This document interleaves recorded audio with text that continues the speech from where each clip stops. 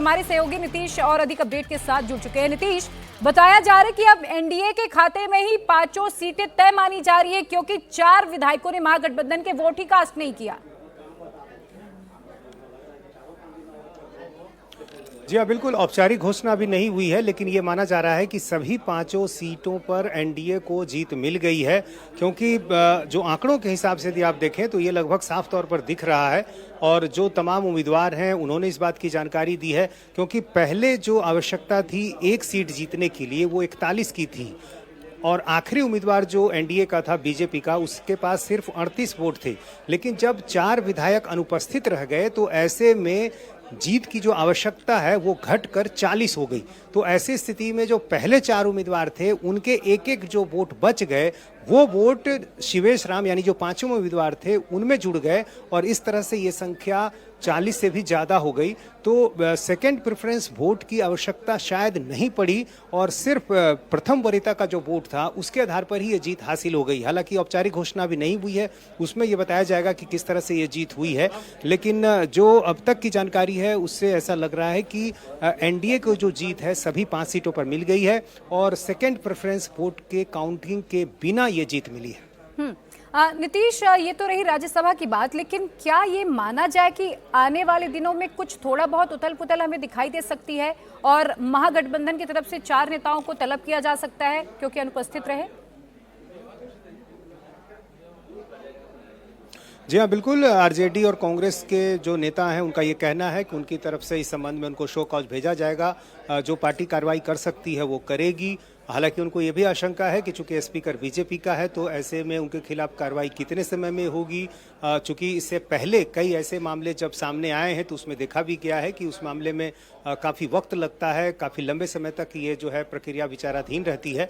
तो देखना होगा कि आने वाले दिनों में क्या कुछ होता है। लेकिन फिलहाल चूंकि ये साफ तौर पर दिखा है कि कांग्रेस के 3 और आरजेडी के 1 विधायक अनुपस्थित रहे हैं, तो ऐसी स्थिति में निश्चित रूप से पार्टी उनसे पूछताछ करेगी। नीतीश, अभी ऑफिशियल अनाउंसमेंट में कितना वक्त लग सकता है, कोई जानकारी? जी हाँ, बस थोड़ी देर में 6 बजे के आसपास का वक्त होगा जब आधिकारिक तौर पर इसकी घोषणा की जाएगी। 4 बजे तक वोटिंग का समय था, 5 बजे से वोटों की गिनती हो रही है।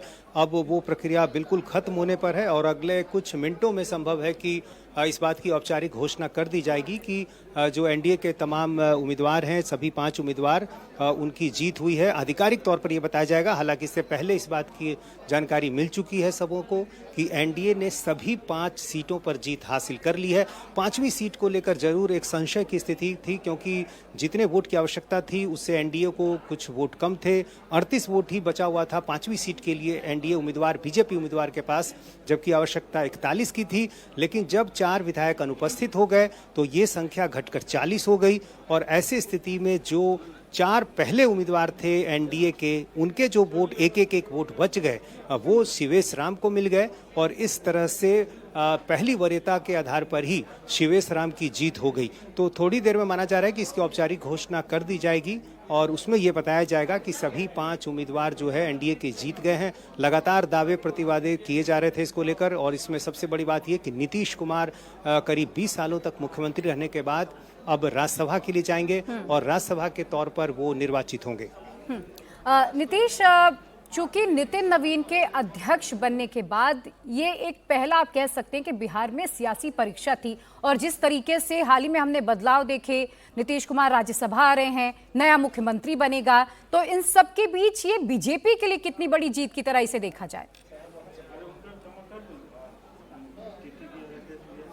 जी हाँ, बिल्कुल बीजेपी के लिए एक बड़ी जीत है, और नितिन नवीन राष्ट्रीय अध्यक्ष जब से बने हैं उसके बाद ये कहें कि बिहार में एक पहली ऐसी जीत है जहां वोटिंग के जरिए जीत मिली है। आमतौर पर राज्यसभा के चुनाव में जो निर्विरोध की परंपरा रही है, 2014 में इससे पहले बिहार में काउंटिंग की माफ कीजिएगा वोटिंग की ज़रूरत पड़ी थी, और उसके बाद ये पहला मौका है जब ऐसा हुआ है। तो निश्चित रूप से एक बड़ी जीत है। दूसरी बात कि ये जिस तरह से कांग्रेस के विधायकों की जो टूट है वो दिखी है, इससे भी आने वाले दिनों में बिहार की राजनीति पर इसका असर पड़ेगा। हालांकि एनडीए के पास 202 का आंकड़ा है जो कि बहुमत से बहुत ज़्यादा है, लेकिन फिर भी यदि आप बीजेपी और जेडीयू के मुकाबले देखें तो निश्चित रूप से जो बीजेपी और जेडीयू का जो गैप है वो गैप थोड़ा और बढ़ेगा, यानी बीजेपी की जो भूमिका है और बड़ी होगी, क्योंकि जिस तरह से बीजेपी उम्मीदवार को सबों ने समर्थन किया है तो माना जा सकता है कि आने वाले दिनों में ये बीजेपी का साथ दे सकते हैं। जी, बहुत शुक्रिया नीतीश आपका तमाम जानकारी के लिए।